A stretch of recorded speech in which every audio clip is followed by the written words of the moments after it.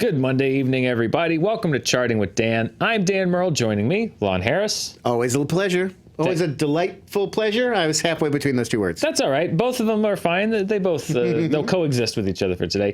Thank you for tuning in today. We're going to talk about the box office this past weekend. Spider-Man: Far From Home, its second weekend on the top. We're preparing for The Lion King opening this weekend, and we're going to look at the summer a little bit thus far as regards Disney, because Disney has a chance to do something that, going back as far as 1982 and perhaps further than that, has never been done before. We're going to look at what's going on this summer with Disney and the summer box office. But first, let's look at what happened this past weekend. As I mentioned, Spider-Man: Far From Home was the #1 movie for the second weekend in a row after it debuted last week with $45 million. That's a 51% drop in its second week. That's the fourth best hold in the Spider-Man franchise history, following Spider-Man, Spider-Man 2, and The Amazing Spider-Man, which actually Andrew Garfield's first movie, as I'm looking back on these numbers, started off very well. It tailed off a little bit quickly, but it started off not too badly.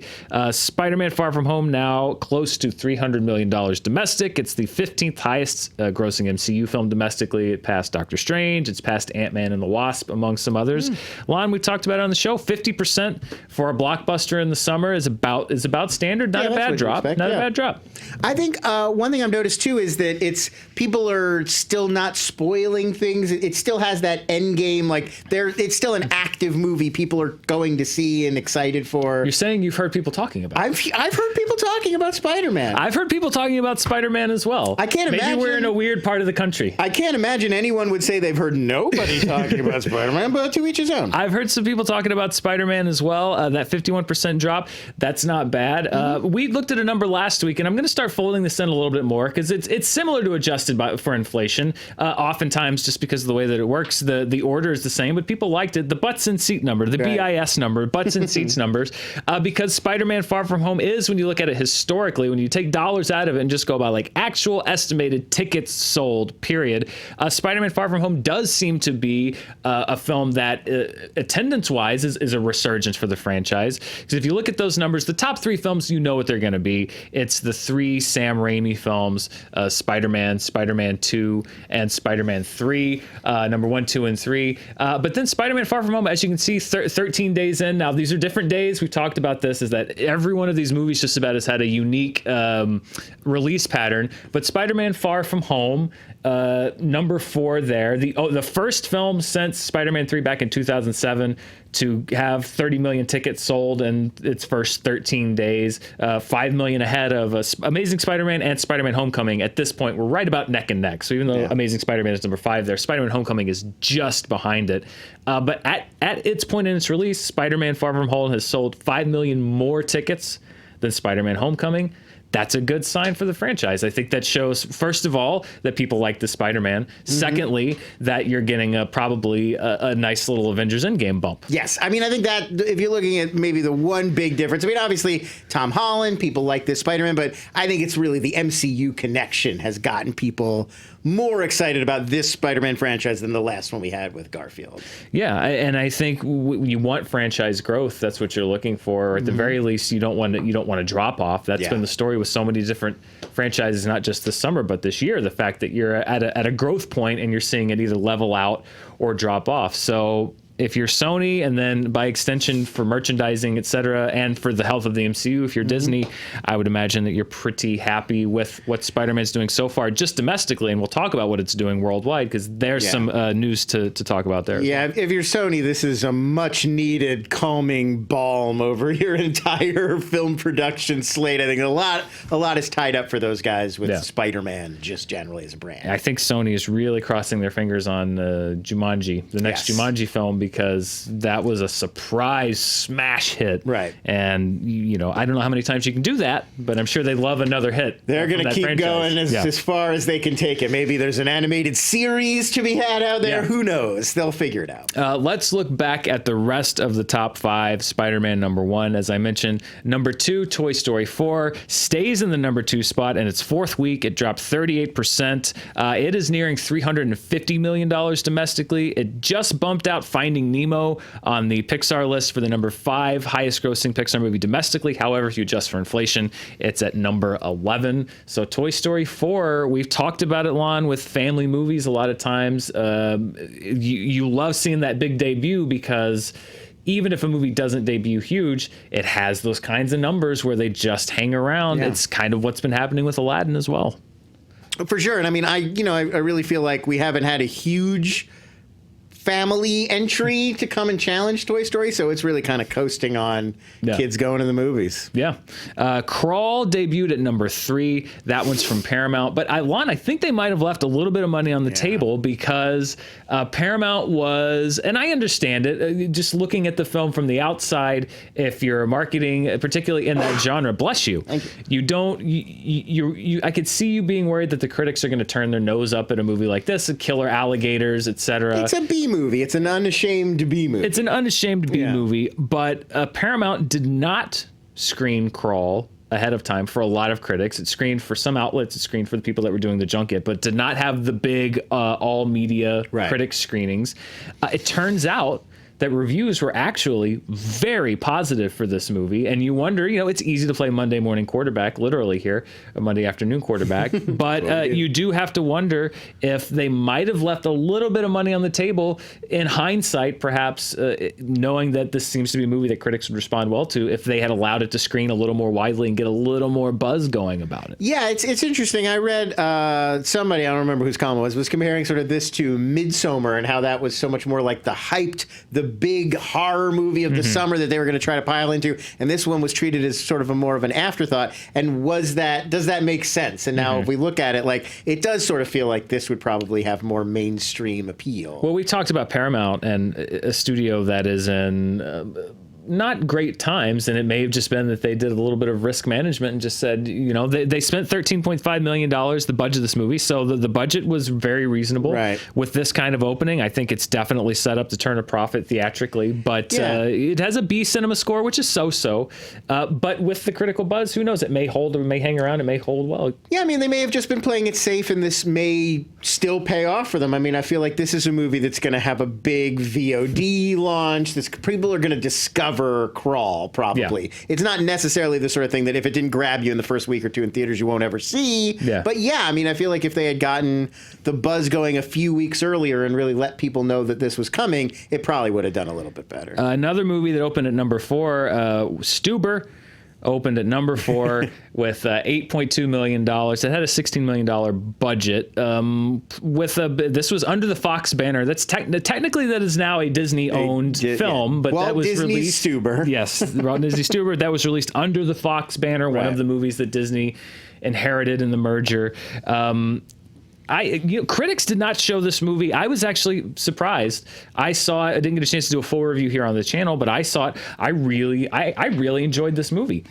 Most critics did not really care for it. It had like 44% on Rotten Tomatoes. They're in a fight with Dave Bautista now about it. I guess so, yeah. This movie, Stuber, also got a B cinema score, which for a comedy is not, that's even more so than a B cinema score for an action movie or a horror movie. Yeah. So maybe Stuber just appealed to my sensibilities in an odd way, but it's a movie that I enjoyed. The thing that I really don't like, though, is that now we've had 3 comedies this summer, and while I was definitely in the minority in liking Stuber, 2 others, Long Shot and Booksmart, which I enjoyed, that also did not do well theatrically. And I think you have to worry more and more. Are studios just going to say, we're not going to make theatrical comedies anymore, we'll make them for Netflix? And that's not to throw shade at movies like Always Be My Maybe, but you still want that theatrical business to thrive if it can. Yeah, I mean, I think that audiences are definitely showing that is a big category of films that they are now willing to watch at home. And which is surprising, I think, in some ways, because comedies are one of the more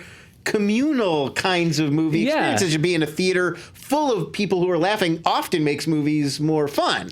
So I'm sort of surprised, but that does seem to be where the audiences are going, is that they're just not showing up. They're waiting for VOD to see the new comedies, and they're instead opting for big epic scale action on the big screen. Yeah, we'll see. It's studio comedies have been kind of up and down, and it seems like they're making good ones. I mean, Game Night, that's the one one of the best studio comedies in years and years. Yeah. And people still didn't go out for it. Because it was budgeted so low, and it actually did pretty well internationally. It made money, but that's the kind of movie that maybe 10 years ago would have been a runaway smash, and now it's just, I think you're right. People are just saying like, well, I don't need to pay the money. And there's no big explosions. It doesn't need to be in Dolby Atmos. I can enjoy these jokes in the comfort of my own home. But I personally do feel like we lose something from the experience when you don't see a comedy in it. And that goes not just to the content, but it goes to exhibitors, it goes to theater chains, it goes to ticket prices, it goes to improving the theatrical experience, it goes to accessibility. There's so many issues that need to be addressed with the brick and mortar theater business, and maybe it's just rearranging the deck chairs on the Titanic, but I think that these big chains, and every chain should actually try to address these issues, because I understand the arguments, and I agree with them that for many people, seeing a movie in a theater is a luxury. And you should improve that accessibility. Yeah. I 100% believe it. And I also understand that there's some people that just going to a theater multiple times a year is not financially a reality. But I think that studios should still try to maintain that experience to be as available as they can make it, more so available and more affordable. And they're not doing really, and enjoyable. Right. And they're not really addressing any of those things right now. And there is something to be said for, movies playing in theaters that get word of mouth, that build buzz, and like that's how we get these big cultural moments. Like Crazy Rich Asians was a recent example of like, you lose that when everybody's watching things on VOD in their own home, on their own timeline. We don't get these like everybody discovering this great new thing all at once together, and that's meaningful culturally. It is. I hope we don't lose that entirely, even if people stop seeing as many comedies in theaters. Yeah, I hope we're folding in the streaming experience and not substituting it for, the sort of magic that you can have theatrically. Number 5 was yesterday. That was the number 5 movie. Knocked out Aladdin. We lost Aladdin. Aladdin's been there since Memorial Day, though. Aladdin, it's sad. Aladdin's hit the bottom. I know, right? That's good. I like the good one. See what I did there? Although Aladdin, it actually just edged out Aladdin for number 5, because Aladdin, again, had the lowest drop-off of any movie in the top 10. It dropped just under 18%. Was this week 8 for Aladdin? Week 8 or 9, I believe, for Aladdin. It's crazy. It's pretty nuts. It's pretty nuts what Aladdin's done. I think it's week 8 or 9. I have to go back and look. It's something like that. Close enough. Sorry. So Aladdin, of course, a Disney film. I wanted to throw some numbers at you, as I do on the show, just about what Disney has accomplished this summer. And we're on the precipice of The Lion King, which a lot of people have looked at the reviews and said, it may not be as big as a lot of the projections have said, keeping in mind that Aladdin had the same critical response as The Lion King is getting, and it's still hanging around. In fact, the exact same thing is happening, where I saw today somebody shared a brief clip of the scene where Scar knocks Mufasa off the mountain, and there were a bunch of comments like, it looks cheesy, this is so lame, not nearly as good. And if I had not already been through this with Aladdin, I would have been like, it looks like people are kind of down on this Lion King movie. But now I'm like, no. It really doesn't matter. The online chatter seems to be very disconnected from the box office. Yeah, I'm so curious. I am on the edge of my seat about what's going to, as I often am about the box office, because I'm a nerd, about what's going to happen on the box office. Well, you're not on the edge of your seat about what's going to happen in Lion King, because we've all seen it. Because we've all seen it, and you can see my review here on Fandom Entertainment if you'd like to hear myself and Daniel Radford give our thoughts on the film. But so we're on the precipice of The Lion King. I think it's safe to say we've got Hobbs and Shaw. Of course, August is always full of movies that could break out, but The Lion King is the last movie of the summer. If you just look at the size of it, what the projections are, although as we've talked about on the show many times before, projections can change and they're not to be trusted. But just the idea of like, this looks like the last movie that could be one of these $100 million, $120 million opening weekend type movies. Hobbs and Shaw is probably going to do great. Yeah. I don't know if it's going to be a $100 million opening weekend movie. It may be. Universal will be very happy about that. So Disney's on the precipice of another one of these after, now keep in mind, Avengers Endgame, when we're talking summer, that money is not folded into what we're talking about because it opened in April. So when we talk about the summer, this is not even counting the spillover money from Avengers Endgame. Just Toy Story 4 and Aladdin, they're the two top movies of the summer so far. They've together, as of right now today, they have generated $678 million domestically, just those two movies. That is more than the rest of the top 5 summer movies have earned combined. Those two movies make up 30% of the summer box office so far domestically. And keep in mind that the number 3 movie of the summer, Disney owns the merchandising rights to. So that's Spider-Man Far From Home. Yep. Even though that is a Sony movie, Disney still has a stake in that movie. I went back and looked as far back as 1982, which is a credit to Box Office Mojo, who I get a lot of great information from there as well as other sites. I was looking at the summer. No studio, as far back as I could check back to 1982, no studio has ever had the top 3 movies of the summer. There's been some where studios have had 2, right, but never 3. If The Lion King performs as expected or projected, and barring, which could always happen, another movie or Spider-Man just having a very long tail. But we're looking at a very realistic possibility that in Aladdin, in Toy Story 3, and in The Lion King, we could have, for the first time, one studio with the 3 top movies of the summer. That's something that has never happened. Yeah, I mean, it makes sense that never happened. At least the 80s and 90s, there just weren't as many studios had a few big tentpoles, and they were putting all their eggs in those baskets. I mean, we were talking about this, I think, because not long ago we were talking about how Jurassic Park and Last Action Hero opened within 1 week of each other. Yes. And I remember, like, Entertainment Weekly at the beginning of the summer, they used to run these cover stories. They'd be like, here are the 4 big studio movies that could win the summer. And that was it. There were only like 4 or 5. And it was like, which one's going to come out on top? So the idea that one studio would have such a packed summer that they could beat every other studio's top picks, it just like wasn't possible. Well, and I was reading some interesting stories about the fact that this domination that Disney's doing and how it's like a snowball gaining momentum, because as they're able to succeed more and more, they have more clout in picking release dates and going and locking up exhibitor deals. And so other studios are saying like, well, yeah, we used to only have to worry about opening a Blockbuster in the summer, but now Disney's locked up the prime release date in all 4 seasons. So now we have to go and reinvent and say like, okay, well, we were going to open a movie here, but Disney locked the date down here, and we know that they're going to have X amount of screens tied up because they can demand this, that, and the other because their movies are so successful. So now we either have to try to compete, and maybe we'll succeed, or let's try opening a movie in November or October or March. But then the movies are now spreading from there. Right. So it's very interesting, the butterfly effect that this is having. And it's not just domestically. I looked up the numbers as well. Globally, 2019 globally, if you look at the top 20 global grossers so far this year, there are 5 Disney released films in that top 20: Avengers Endgame, Captain Marvel, Toy Story 4, Dumbo, and I knew I'd forget. I'm like Rick Perry. Yeah. That's a great political reference. I forgot the last one.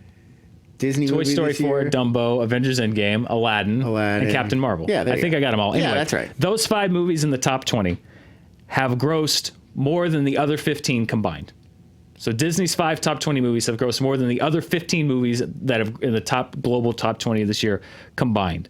That is crazy. Yeah. and so what we're seeing potentially is, and maybe this is just, because Aladdin was, I don't think even Disney, if you were going to press them hard, would have guessed that Aladdin would have been the success that it has been. So it's not so much I'm saying that like, oh, this evil empire has conspired to like.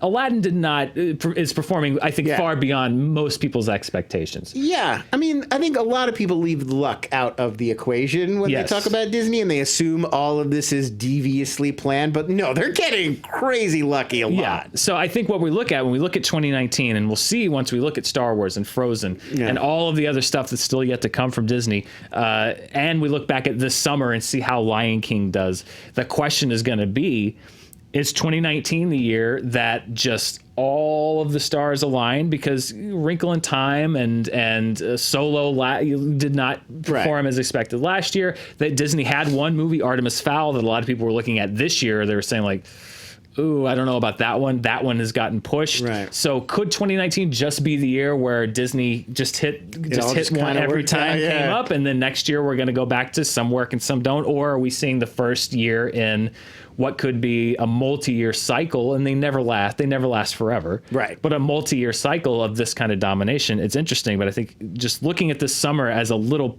pinpoint of what the entire year has looked like could be a really interesting close to the year as we're now in the second half of 2019. Yeah. So that's the big Disney retrospective. There's a lot of it.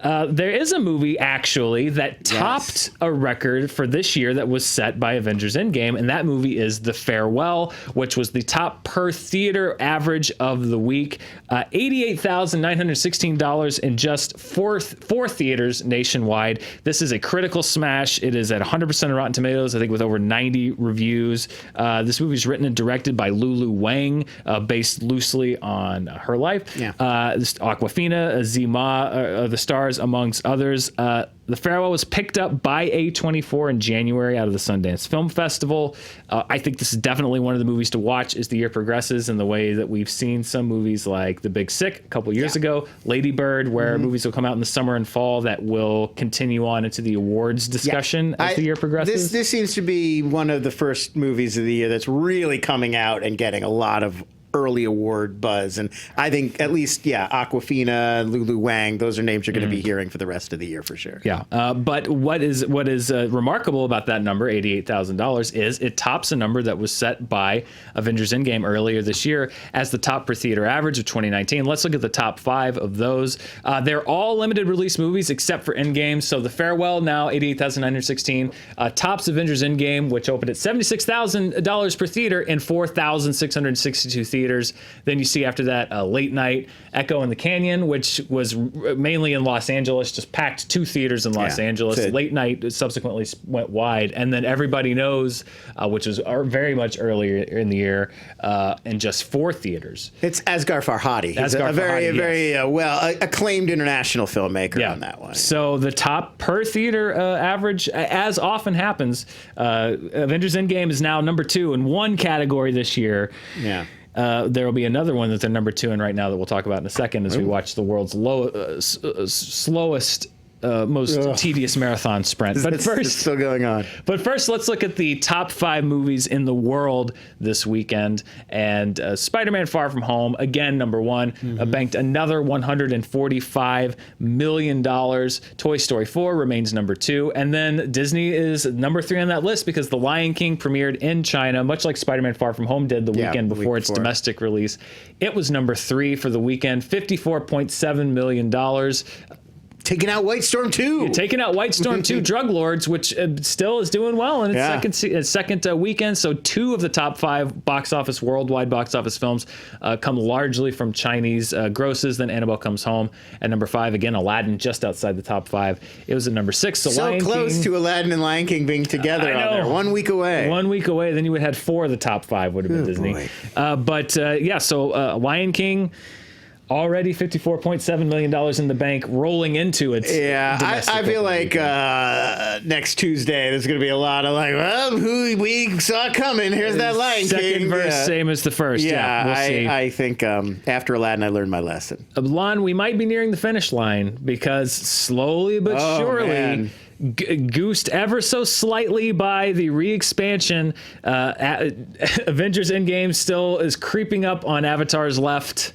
I feel like it's less of the sprint that people, because do you remember like a week after Endgame came out, like everybody was posting that meme of Captain America, like, and then running by, and then it had like Avatar, it was gonna, Sam Wilson, and it was like Captain America saying like on your left, and this was like the second week that Avengers was. This would be like if Sam was like crawling on the ground and like Captain America was like slowly inching his way past. We're in the tortoise in the hare part where the hare is asleep on a hammock and the tortoise is like, like sweat pouring down. It's not quite the sprint that a lot of people thought after the first couple weeks of Avengers Endgame. It's unbelievable that this is still but going it is on. Creeping up. I'd stop reporting on it if it stopped closing the gap. But it is not your creeping fault. up on Avatar. It's now just under $6 million behind Avatar. Who knows? Depending on how it does this weekend, everywhere in the world, it's possible in the next week. Bob Iger and Kevin Feige, just pool your money, buy out some theaters. You think they should just get all the cast and just throw the $6 million at it? Bob Iger, this would be like planning a barbecue for him. That's like $6 million for him is nothing. You just do it and just get this over with. They should call off the Hall H panel rip and off just the throw that at, please. the box office. Just come on, buy out a few AMCs, you cheap bastard. So I think this time next week will probably be either just over the finish line or very, very close, and then it will be well into July by the time we finally called this race that started back in April. Can you believe it, Lon? April, 3 months now. It feels. I feel every day of that 3 months. Well, the slow crawl to the all-time record continues. And then finally, movie fans everywhere can go to sleep soundly knowing that Disney beat Disney. Yes, and at long last, the race wouldn't even be close once you adjusted for inflation. Anyway, let's continue. Just domestically. To defeat my will to live. Yes, exactly. All right. We'll let that debate begin. Let's look at the 2019 year so far domestically here in North America. Avengers Endgame, number 1, as it will be until probably the end of the year. Captain Marvel, number 2. Toy Story 4 takes over the number 3 spot, dethroning Aladdin. So there you go. 1, 2, 3, 4. And merchandising at number 5, Spider-Man Far From Home. Where now the real money for the movie is made. Yes, exactly. So much merchandising money flowing in. Us, John Wick, Chapter 3 and How to Train Your Dragon 3 are 6, 7, 8. They don't change. And The Secret Life of Pets 2 jumps up over Pokemon Detective Pikachu. Wow, there for number 9 at the domestic box office this year.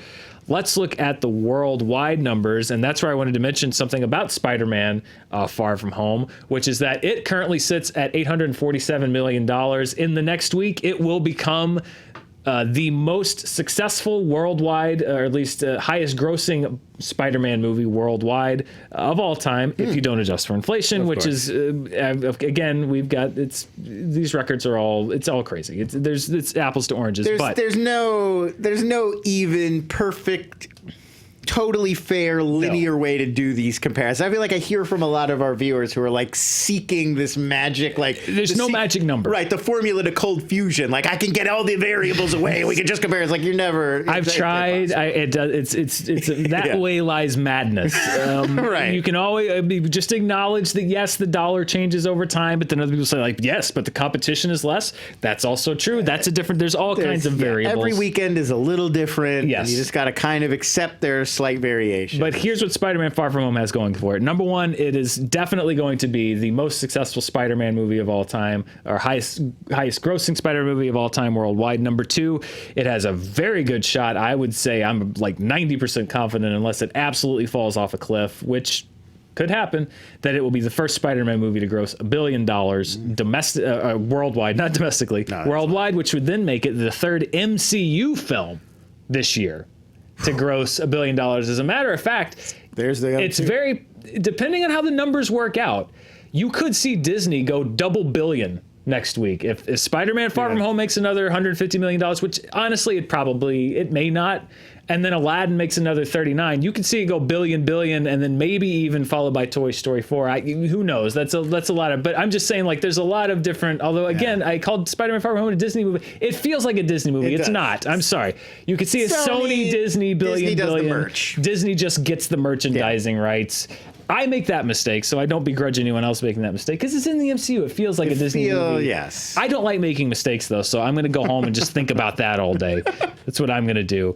What was it, number 6 through 10? Let's look at the rest of that top 10. The Wandering Earth drops out of the top 5. How to Train Your Dragon, Pokemon, Alita, Godzilla, those all stay where they are. I think we're going to see The Lion King creeping up there pretty soon. Oh, yeah.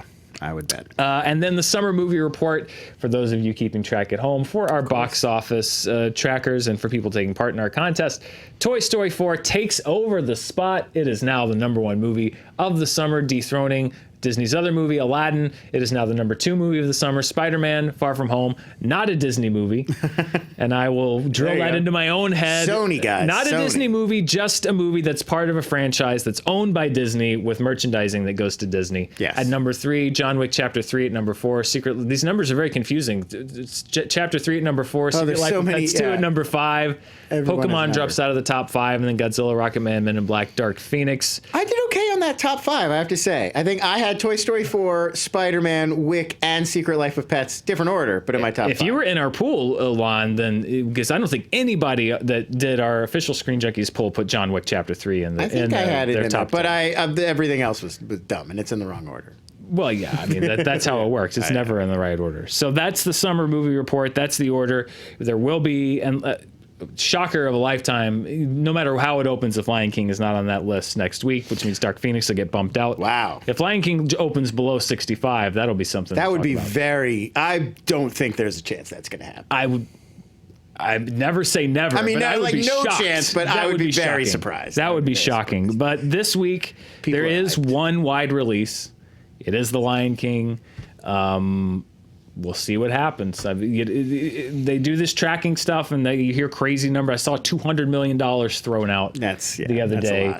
You never know. I do feel like that at this point now, Disney has laid the grid. They've gotten people used to these live action remakes. People sort of know what they're getting, and when you've got a movie with as much cultural cachet as The Lion King, and it's in this established franchise people know and like. It's not a sure thing, but it's about as close to a sure thing as I think you're likely to get. Here's the key. I think this is really what the key is going to be, is that The Lion King and Aladdin had very similar critical reactions. I was actually positive on Aladdin and down on The Lion King. Some people match up either way, but most people, it seemed like, with that mixed critical reaction went and they sided with the critics who liked it. And so Aladdin has done very well because even though it was a very split decision critically, the audience went and they said, I like this. Now, the question with The Lion King is going to be, does the general audience go and see it, and do they agree with the critics who liked it, or is it an audience split decision and the audience agrees and says, I don't know how I feel about this? That dictates so much about how a movie does long term, and that's where I think critical reaction can predict audience reaction a little bit. Is when critics are split on a movie. Sometimes that can presage an audience being split. Sure. Sometimes it doesn't, though. Right. Sometimes it doesn't. So we'll see what The Lion King does. Yeah. We'll find out. There will be a programming note because of San Diego Comic-Con, which is happening this week. Wait, what? Oh my God! I have to get ready. Happening this week. Charting will be next Tuesday, not next Monday. I know it's a big box office weekend with Lion King, but to be honest, we've all got to get back in from San Diego. We got to get the equipment back in. We got to get everything hooked up and back up and running. It's an operation to get us there and back. I don't know if you guys, San Diego's not set up for this sort of thing, so it's a lot. It's a lot of work. So we've got a lot of work that we've got to do next week. So Charting will be back next Tuesday, where I will cover The Lion King. We'll see how it did. What does the summer picture look like? What did audiences think of the movie? Did they like it? Did they not like it? Did it hit the feels? Did they side with the critics who thought that maybe it was a needless recreation that was kind of creepy? I think it looks a little creepy. We'll find out next week. Until then, thank you for watching, and stay tuned here on Fandom Entertainment and also on the Screen Junkies channel. We will be filing reports and daily SJUs. SJU is not going to go off the air. We will be live later this week. I think we're from the studio tomorrow and Wednesday, but we will be live from Comic-Con on Thursday, Friday, and Saturday, I believe, as well, to recap everything that's happening there. So we'll be here in the studio for the next couple of days, and then we will see you from San Diego later this week. Till next time, thanks for watching.